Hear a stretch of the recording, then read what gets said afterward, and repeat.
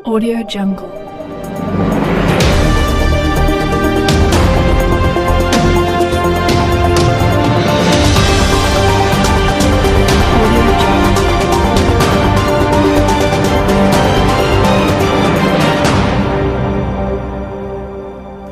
Block Congress committee Supela Kosa Nagar ने मणिपुर घटना के विरोध में सुपैला चौक में किया मौन सत्याग्रह।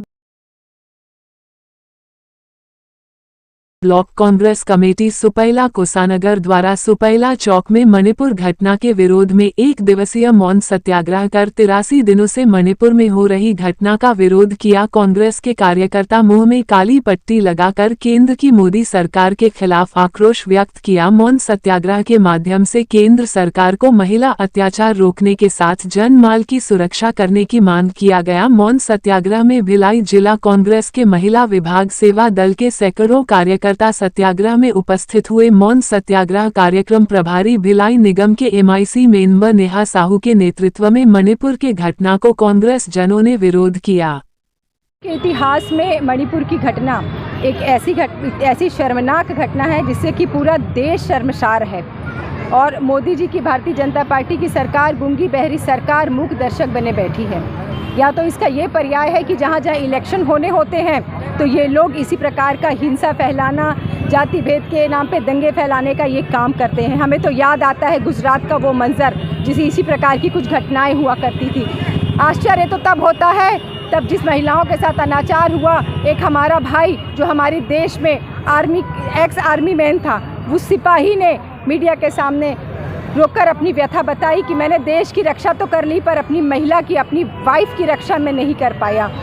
मोदी जी अब तो कुछ शर्म कीजिए, अब तो अपनी नैतिकता को जगाइए। अपने भारतीय जनता पार्टी के CM जो काम करने में अक्षम है, जो काम नहीं कर पा रहे हैं, जो अपने प्रशासन को नहीं संभाल पा रहे हैं, उनको तत्काल बर्खास्त कीजिए और राष्ट्रपति शासन लगा के एक कानून व्यवस्था करिए ताकि लोग हिंसा से बच सके, लोग अब शांतिपूर्ण ढंग से न्याय कर सके, अपना काम कर सकते हैं, अपनी रोज़मर्रा की ज़िंदगी जीवन यापन कर सके। आप यूं ही मूक दर्शक बैठे रहे तो वो दिन दूर नहीं, पूरे देश में इस प्रकार आपकी सरकार से तो विश्वास उठ ही रहा है और ज़रूर से ज़रूर इस मोदी सरकार को भारत की आम जनता उखाड़ फेंकेगी।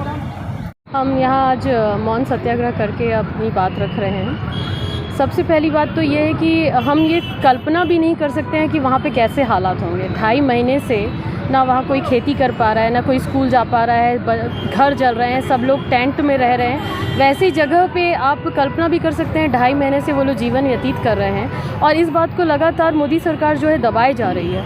क्यों? अगर कोई बात है, आपसे कोई बात संभली नहीं है तो आप दूसरों की मदद करिए, दूसरों से मदद लीजिए, पर उस बात को दबाना सरासर गलत है। आप एक राज्य में अपनी सरकार चलाने में नाकामयाब हैं और इस बात को एक्सेप्ट करिए आप।